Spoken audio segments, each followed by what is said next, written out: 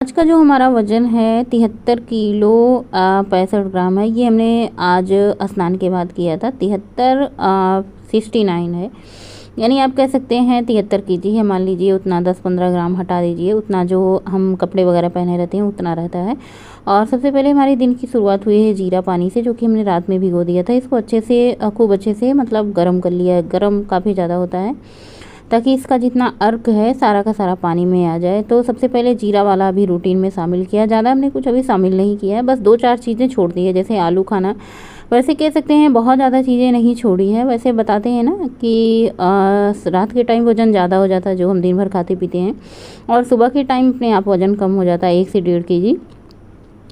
तो सबसे पहले अपना जीरा पानी निकाल लिया है और चाय सबके लिए चढ़ा दी है। अभी तो रूटीन वैसे नॉर्मल ही चल रहे हैं, जैसा एक तो बिल्कुल मन नहीं होता है ब्लॉग बनाने का, पता नहीं क्या हुआ किसकी वजह से इतने दिन ब्लॉग बनाने से दूर रहे। मुझे लगता है सेम रीज़न यही है। और सिप सिप करके अपना गर्म पानी पी लेते हैं। सबसे पहले काफ़ी ज़्यादा गर्म होता है, बिल्कुल मतलब ऐसे नॉर्मल नहीं होता है, नॉर्मल से थोड़ा ज़्यादा गर्म होता है। चाय हमारी खौल चुकी थी, इसमें हमने अदरक डाल के इसको अच्छे से मिक्स कर देते हैं। अभी थोड़ी देर और खौलने देते हैं। चाय जब अच्छे से खौल जाती है ना, तो तभी चाय का जो स्वाद आता है। वैसे चाय आप सभी को भी बनाना आता होगा, लेकिन हाँ कुछ लोग अपना अलग अलग तरीका होता है चाय बनाने का। कुछ लोग चाय पत्ती कड़क पीते हैं, कुछ लोग मीठा ज़्यादा पीते हैं। तो हमारे यहाँ ना ज़्यादा चाय पत्ती वाली होती है, ना ही ज़्यादा मीठा होता है, सिंपल होता है। और चाय बना के सबको दे दिया है, सब लोग अपना चाय वाय पी लिए हैं। तो मैंने सोचा चलो जाला मार देते हैं। घर से आने के बाद ना काफ़ी सारा जाला जाला लगा हुआ था, क्योंकि घर बंद रहता था अक्सर, और ये ड्यूटी चले जाते थे तो घर अक्सर बंद ही रहता था, सुबह शाम खुलता था, जिसकी वजह से ना जाले माले कुछ ज़्यादा ही हो जाते हैं। तो हमने जाला झाड़ना शुरू कर दिया है। पंखा भी साफ़ सफाई करनी है, तो पंखे की साफ़ सफाई ये करेंगे, क्योंकि मैं कुर्सी पे चढ़ के ना पंखा नहीं साफ़ करती, गिरने का डर होता है। और दीवार पूरी की पूरी दीवार सीलन से बेकार हो चुकी है, लेकिन पुतैया कराना है। लेकिन देखते हैं अब बरसात बीत जाए तो होगी लिपाई पुताई। और लिपाई पुताई करा के ही क्या फ़ायदा होता है कि एक बार कराओ, फिर थोड़े दिन बाद ही सीलन की वजह से सारा का सारा पुट्टी पपड़ी सब कुछ निकलने लगती है। तो फिलहाल जाला निकाल दिया, जितनी सारी फ़ोटो दीवार घड़ी सब कुछ ये टंगी है ना, सब कुछ निकाल के साफ़ सफाई अच्छे से करेंगे। आज पूरा दिन क्लीनिंग में हमारा चला गया, मतलब दोपहर तक तो पूरी क्लीनिंग हुई। इसके बाद ये आए पंखा साफ़ करने लगे। हमने सोचा चलो पंखा साफ़ कर देते हैं, उसके बाद सारे चादर वादर निकालेंगे। और जब से मैं आई हूँ ना, मैं सोच रही थी आज चादर की धुलाई कर दूँ, कल चादर की धुलाई कर दूँ, लेकिन वही होता है ना कि भगवान जी तो प्रसन्न हैं, धूप कर ही नहीं रहे हैं, बारिश कर रहे हैं। तो फाइनली हमने सोचा आज हम ये काम कर ही देते हैं, नहीं तो ये संडे बीत जाएगा, ये भी नहीं रहेंगे तो हमारा काम जो है बढ़ जाएगा। तो कपड़े धुलने के लिए डाल दिए हैं। गोलू नहा चुके हैं, गौरी स्नान को गई हैं। मैंने सोचा बाथरूम तो एक ही होता है, पारी पारा सबका नहाना होता है, तो मैंने सोचा चलो बच्चे नहा लेंगे, इनके भी कपड़े निकल जाएंगे, तो साथ साथ इनके भी कपड़े धुल दिए जाएंगे। और सबसे पहले यहाँ पे चादर डाल देते हैं, ताकि बच्चे आराम से बैठ के पढ़ाई लिखाई कर सकें। देखिए जब चादर वद्दर पड़ा रहता है ना, तो बैठ के बच्चे आराम से अपना पढ़ाई लिखाई का काम जो भी रहता है करते रहते हैं। और फिर चादर ना पड़ा रहे ना, तो थोड़ा सा मुझे थोड़ा सा नहीं कह सकते हैं, बहुत ज़्यादा अटपटा सा लगता है। और ये वाला चादर जो रेड वाला है ना, सबसे ज़्यादा मुझे यही अच्छा लगता है। मेरा बस चले तो हमेशा यही बिछा रहे, क्योंकि मुझे लाल पीला कलर बहुत ज़्यादा पसंद होता है। और ये मैं खुद खरीद के लाई थी। हालांकि चादर गर्मियों में हल्के कलर के होते हैं तो ज़्यादा ठीक होता है, गर्मी कम लगती है, लेकिन मुझे ये वाला चादर बहुत अच्छा लगता है। ज़्यादा ये कॉटन का नहीं है, कॉटन और सिल्क मिक्स करके है। और बस चादर डाल दिया है दोनों तरफ। अब चलते हैं आगे, कपड़े उपड़े धुलते हैं, उसके बाद स्नान करते हैं। आज भगवान जी की पूजा भी नहीं की, क्योंकि दोपहर हो चुका था। मैंने सोचा चलो फटाफट से तैयार हो जाते हैं, बहुत दिन हुआ था तैयार भी हुए। और मेरी पिंक वाली लिपस्टिक ना, उसको वहाँ पे छोड़ दी है, मतलब बहन को दे दी है। अब मेरे पास एक ही लिपस्टिक बची है, ये डार्क वाली जो कि मैरून कलर की है। और 2 लाए हैं ना, सुल्तानपुर से ख़रीद के लाए हैं। वो लगाओ तो ऐसे जैसा होता है ना, चिपचिपी सी लगती है होठ पे। और मुझे चिपचिपी वाली लिपस्टिक बहुत कम पसंद आती है। जब से ये मैट वाली ड्राई वाली लिपस्टिक लगा रहे हैं, तो बस लिपस्टिक लगा ली, बिंदी लगा ली, और आईब्रो को फिल कर लिया है, सिंदूर लगा लिया, बस हो गया मेकअप कंप्लीट। आईब्रो को तभी फिल करना होता है जब आईब्रो सेट होती है, वरना आईब्रो तो हमारी इतनी ज़्यादा घनी घनी है, तो उस पर कुछ मतलब ऐसे जो होता है पेंसिल वगैरह करने की ज़रूरत नहीं होती है। लेकिन जब थ्रेडिंग बनवा लो ना, तो आईब्रो कभी कभार इतना पतला कर देती हैं, तो उसमें थोड़ा सा होता है कि चलो थोड़ा सा हल्का सा मोटा हो जाता है इसकी वजह से। और फटाफट से किचन में आए, भी कुकिंग की तैयारी करनी है। कपड़े हमने धुल के ड्रायर में डाल दिए, सूखेंगे। और कपड़े फैलाने का काम गोलू गौरी और उनके पापा को सौंप दिया, ये लोग अपना फैलाएंगे। मैं फटाफट से कुकिंग करती हूँ। क्योंकि अभी कुकिंग का काम कोई नहीं है, 12 बज चुके हैं दोपहर के।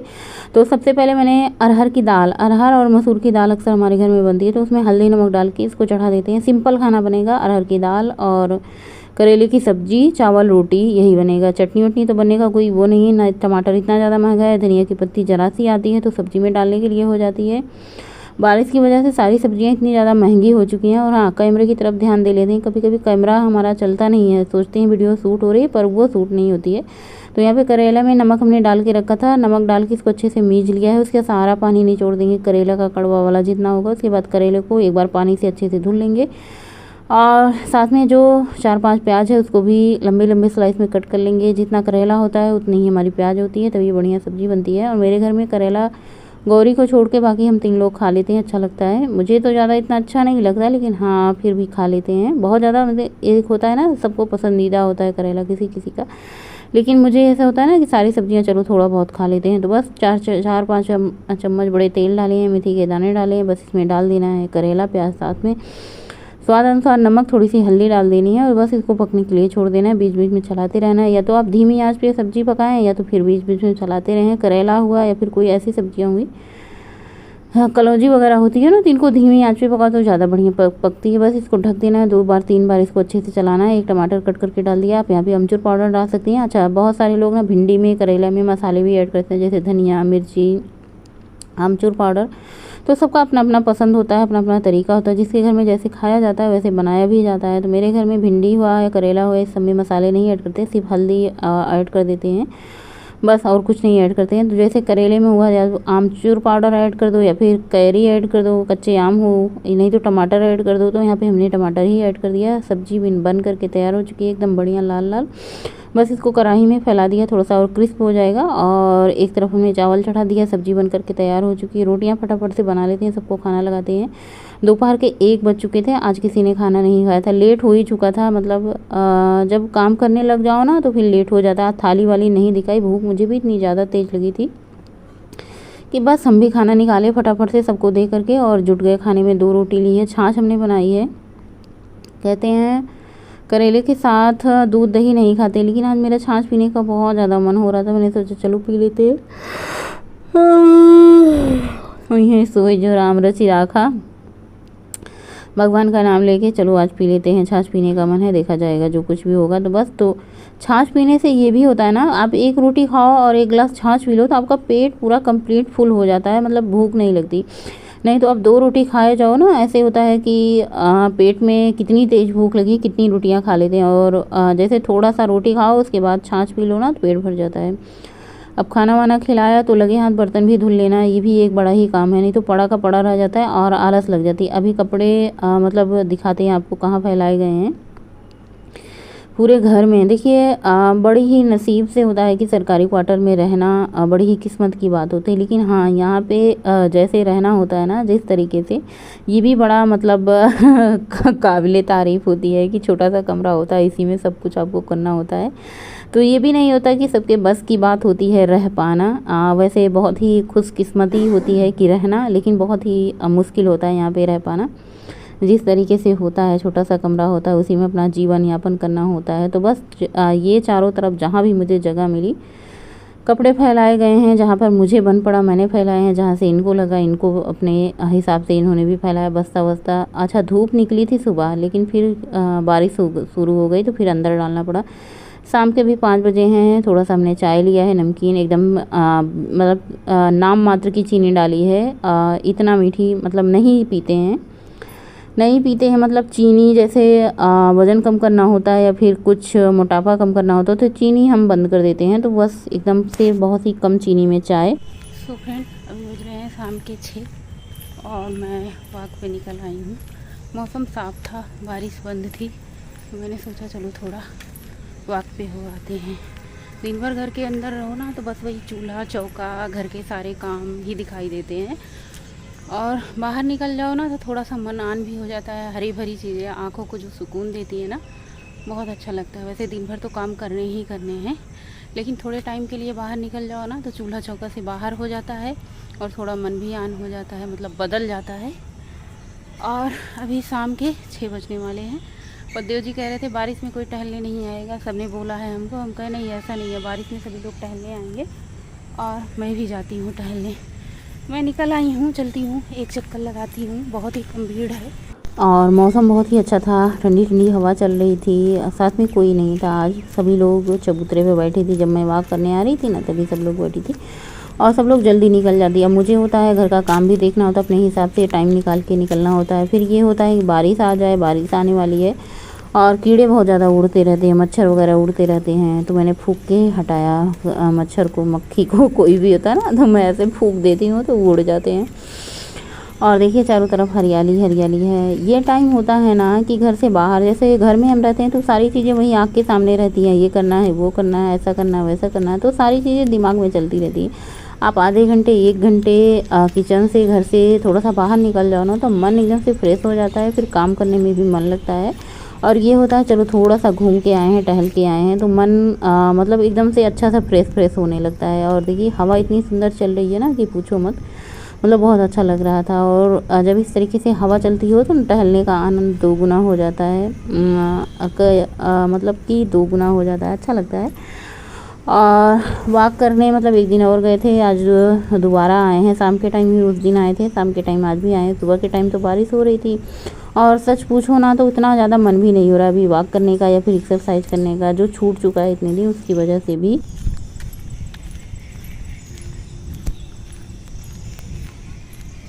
पूरी सड़क खाली है, कहीं कोई नहीं दिख रहा, इधर से भी और इधर से भी।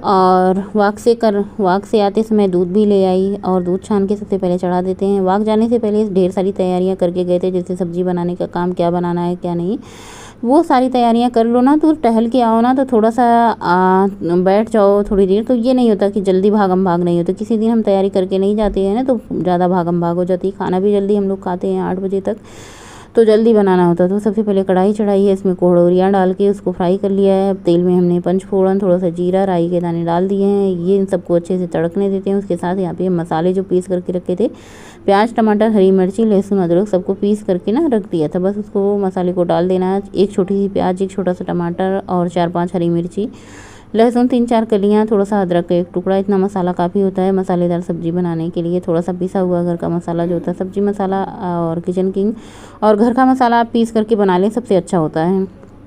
इन सबको डाल के आज सोयाबीन की सब्ज़ी बना रहे हैं। सोयाबीन चाहे तो आप थोड़ा सा फ्राई कर लें, और अगर मेरी तरह नहीं भी फ्राई करने का मन है तो आप इस तरीके से भी बना सकते हैं, अच्छा बनता है। तो बस सब्ज़ी पक चुकी है। उबले आलू की सब्ज़ी बनने में ज़्यादा टाइम नहीं लगता है।